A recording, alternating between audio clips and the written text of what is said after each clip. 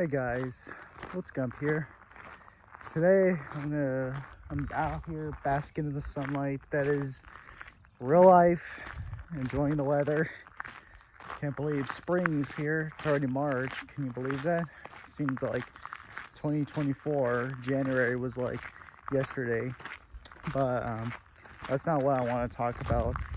Today I wanted to talk about my experience traveling to Europe, because if you didn't know, one of the live streams I did, I think it was yesterday or so, I was talking about like which high school year was the best for me, whether it was like sophomore or I think senior, because after senior year I graduated.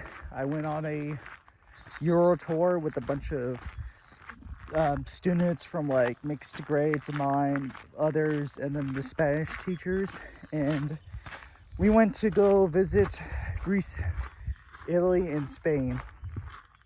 And being 19 at the time, because this was 2018, so the summer was just ahead, being a 19-year-old and going out on the world by yourself along with others, it was so scary yet so adventurous. It was nothing I have ever done before. Like, this was something once in a lifetime that you get to do as a human being. You get to step out of your comfort zone. You get to explore the world. You get to see other cultures. And believe me, when I tell you that when we got to Europe, there's a lot of culture shock and jet lag. Most notably, the jet lag.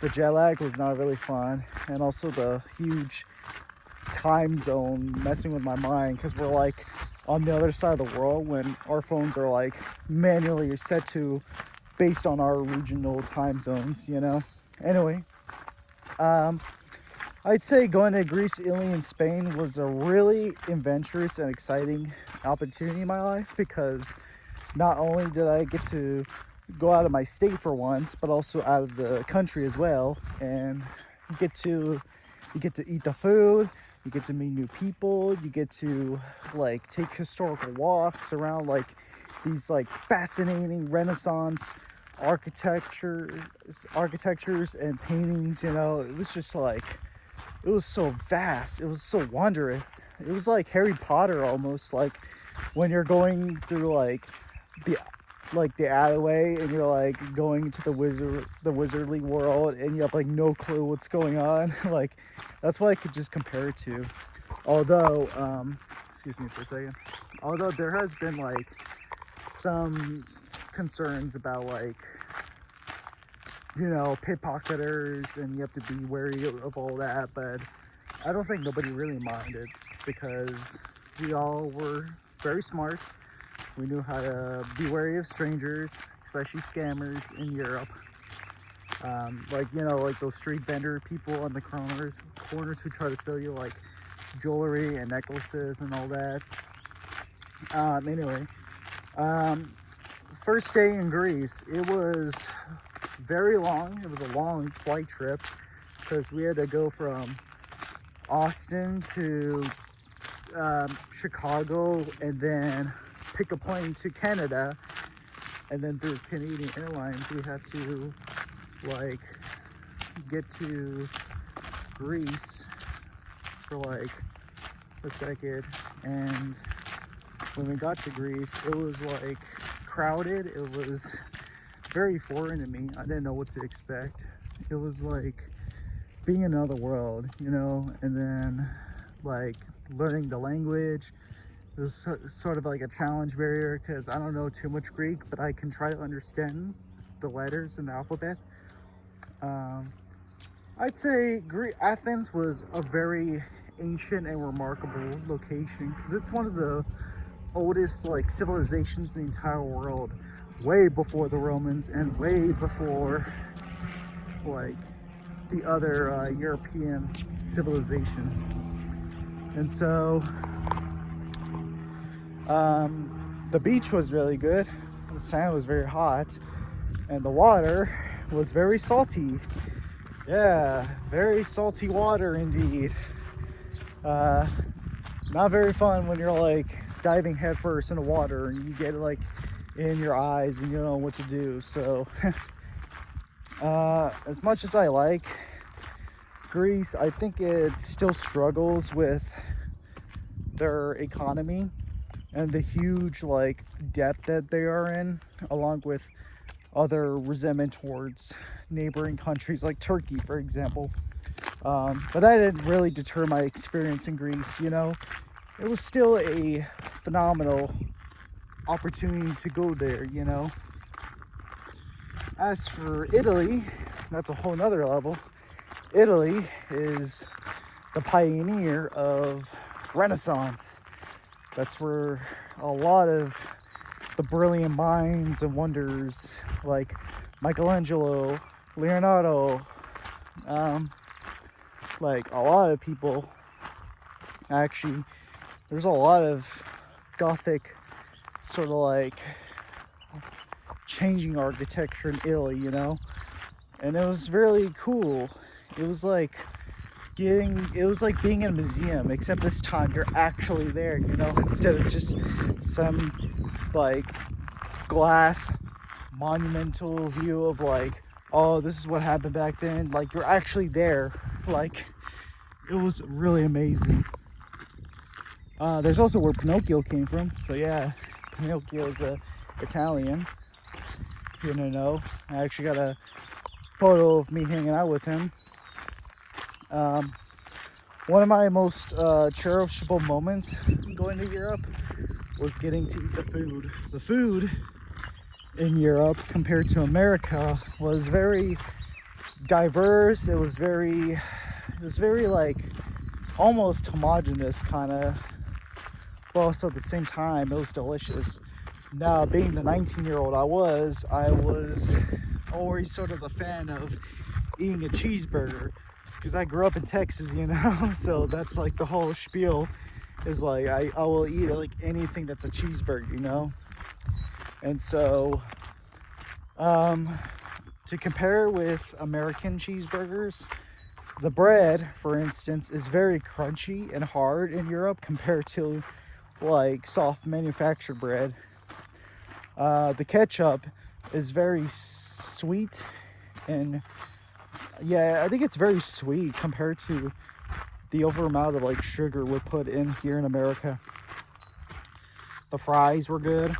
The drinks, they unfortunately do not have Dr. Pepper or Pepsi, because that is not a huge like soda popular in Europe. They had Coke though, which I had to contend with because I'm not a big fan of Coke. So what else? I'm trying to remember. We ate a lot of the food on these cruise ships that we took, or I forgot what the name of they were. But ferries. Yeah, the ferries. We took a lot of the ferries between each nation. So we had like 2 days of ferries. So like one from Greece to Italy and one from Italy to Spain. The food on there was also good as well. I remember eating this one like very delicious ice cream sort of like dessert. It was very scrumptious, and you can tell that they really pour heart and passion to making the food here. Other than that, yeah, Italy, we ate like a lot of pasta. Unfortunately, we didn't eat a lot of pizza as well, so that's the whole dispute like there, that people like in Italy eat pizza. I'm like, yeah, they do, but it's mostly pasta and other like carbohydrates food. What else? I'm trying to think from the amount of photos that I look back and with my, oh yeah, there's a lot of walking all around in Europe when you're a tourist, so I'm glad I was able to like easily overcome that challenge, because I've been pretty active my whole entire life, so it was no problem. Now, Spain was a normal one. I'm not sure how I describe Spain. It's very, I don't know what word to put it. I mean, it was cool to visit Spain and all, especially Barcelona, but Spain was very, also homogenous and also like familiar, because we've been learning Spanish all through high school, but I think the Spanish that we learn is primarily Mexican Spanish compared to like Castellan Spanish, you know, which is like what they say, what they like used back then. I saw a parakeet in Barcelona. That was pretty cool. I didn't know that parakeets were in Barcelona. I just saw one up in the tree and I was like, is that a parakeet? And would you behold, there is. I'm trying to think what else has been in Spain. I also tried out a lot of different foods. Like I ate this one meal, it was called like, what was it called? It was something to do with rice. I think it was fish rice, something like that. It was pretty, for a picky eater like me, it was pretty delicious. It's just, I rather not like favor it over like any other food, you know. I mean, yeah, I mean, trying to recall from what happened, like, it's been 6 years since I went out of the country, and my goal in life is to ever visit more other countries, especially Japan, for example. I would kill to go to Japan, because everybody I know in talking life has gone there at least once, and I haven't. So I mean, yeah, it's just, you just gotta put your mind to it, you know. You gotta work for that privilege, you know. You gotta have a job, you gotta make money, you gotta take care of yourself.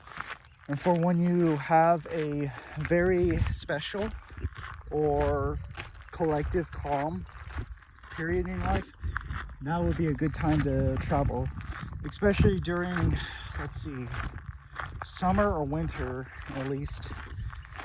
Correct me if I'm wrong, but you might have to, like, someone in the comments is going to be like, oh, you shouldn't visit during summer or winter, it's miserable. I mean, I'm not sure. That's just how we visited, you know. We went in Europe during the summer of 2018. It was very hot, especially in Greece and Italy. But yeah, reflecting back in my life before college, it was very adventurous. It was very grand. It was something I've never done before. And for anyone that is curious if it's worth visiting other countries, I'd say, yeah, do it. I mean, put your effort, your money, your time, your passion into traveling around the world, because the thing is, and here's all what people don't understand, is when you travel the world and back from one side of the globe to the other, it really changes you. It really awakes that sleeper inside of you, you know. It, like, you know, there's like a person inside of us all, like